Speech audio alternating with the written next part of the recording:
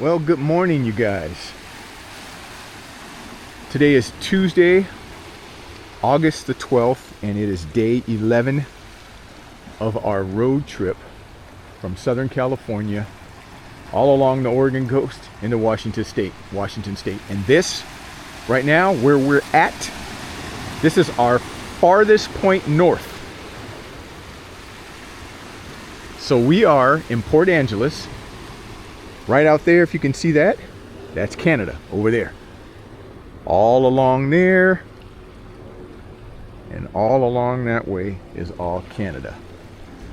But we stopped at this one spot here. This is a really good whale watching spot when they're migrating, of course. But yeah, we're in Port Angeles now. We had planned on doing Salt Duck Falls. But man, it was just, I didn't want to deal with a lot of people. It gets so crowded, which is good because, I'm glad people are out, but I wanted to do something today that was a little more, kind of like secluded, and there's not too many people here. And this is a recreational area. It's called Salt Creek Recreational Area. You can camp down here with campers, and if you want to come for the day, it's free for day use only. But of course, if you're going to be camping overnight, staying overnight, then you do have to pay a fee. But it's beautiful, you guys. There's hiking trails around here, and you can see there's tide pools all along here. You got to be really careful though. Walking, I can just continue to walk all the way down here. It's just, it's awesome.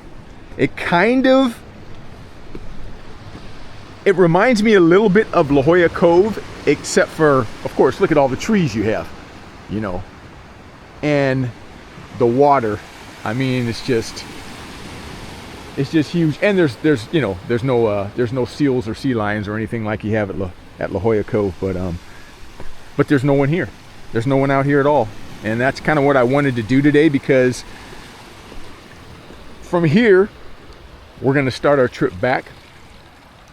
And we're going to Rockaway Beach, and that's back to Oregon. So from here we have like a 5-hour drive. So I wanted to do something really kind of mellow today, and then we're gonna hit the road, make a bunch of stops along the way, and we're gonna show you guys that too.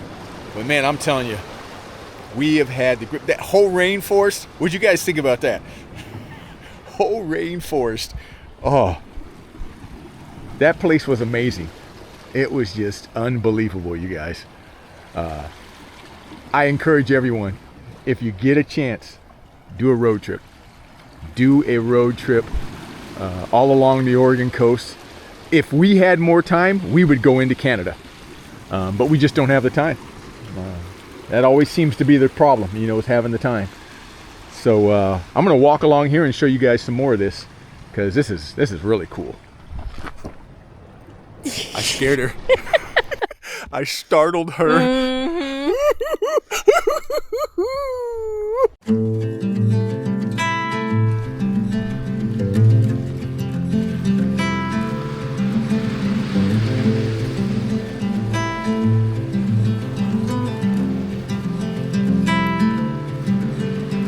Close your eyes, hear the voice within.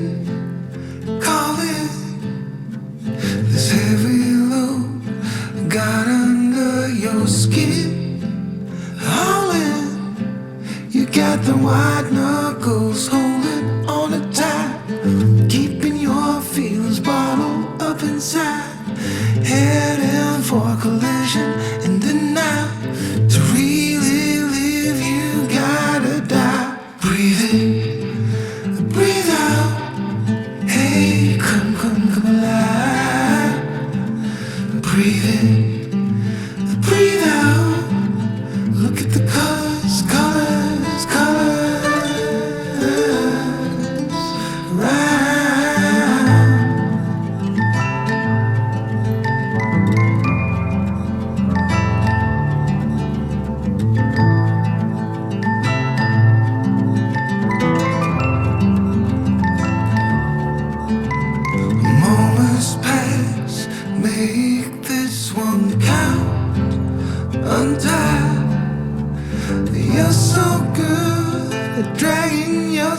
self-doubt.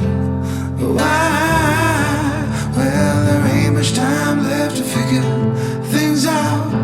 Deep underneath all the laser, your doubts, there's a heart gone out of rhythm in despair. Held underwater, fine for air. Breathe in, breathe out. Hey, come alive. Breathe in, breathe out. Look at the colors around,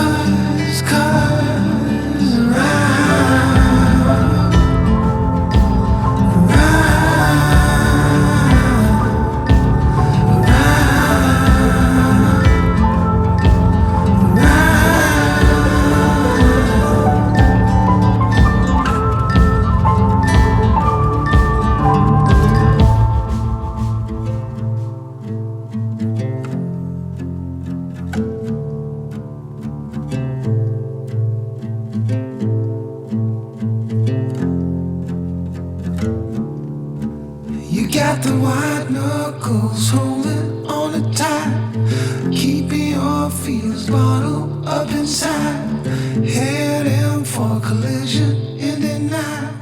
To really live, you gotta die. Okay, you guys, so this is another one of our stops along the way to Trinidad. We're in Port Orford. So this is the Lifeboat Museum over here. So check this out. First of all, let's get a good look at this boat.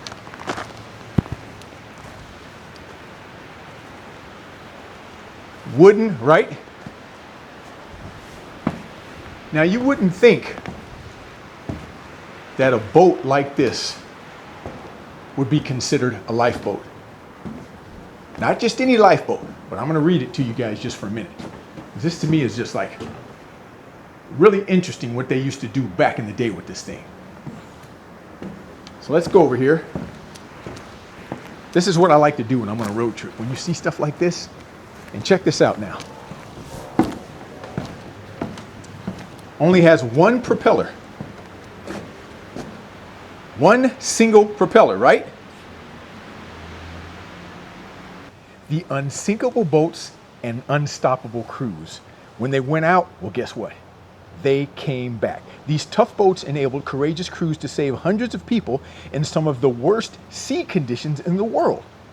These old wooden boats exceeded all expectations. Only one was ever lost to Mother Nature's fury. Who would think? I mean, the thing's not even that big. Only has one propeller. You would think a lifeboat would need to be bigger than this, have at least two propellers or maybe one huge one in order to tackle the seas that this thing was in. I mean, let's keep reading. Check it out. It says the mid-engine, self-righting, self-bailing 36-foot motor lifeboat came into use during the 1930s. It was the boat of choice when any emergency arose, no matter how fierce the winds or waves. I can't believe it. No matter how fierce the winds or waves until well into the 1980s. So we just came from a little hike out there, right?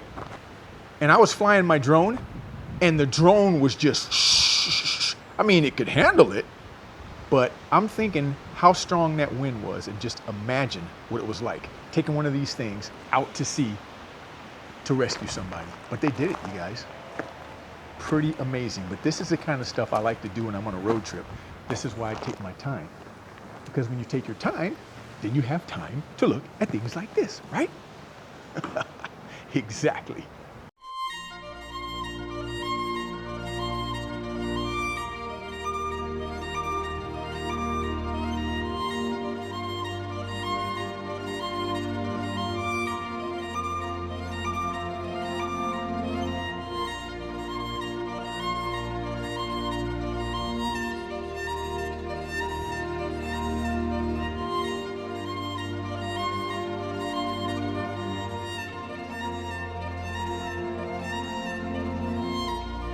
For thousands of years before European contact, Native American tribes lived along the Oregon coast, relying on fishing, hunting, and gathering in diverse environments.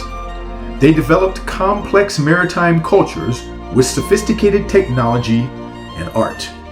The first European explorers sailed along the Oregon coast in the late 1700s. The 19th century brought increased maritime activity due to the U.S. expansion westward, the gold rush, and the lumber industry.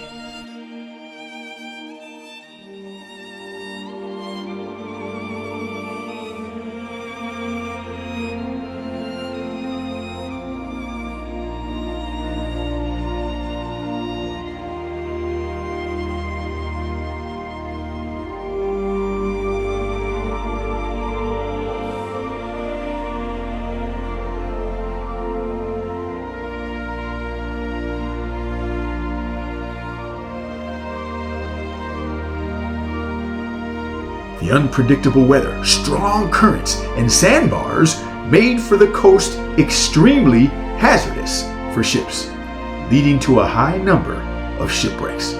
In response to the dangers, lighthouses were constructed to guide ships, though many still met with disaster, such as the wreck of the Emily G. Reed in 1908.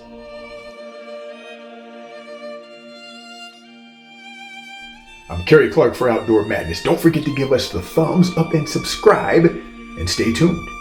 Day 13 and 14 of the long-awaited road trip will be coming up. And you know the story.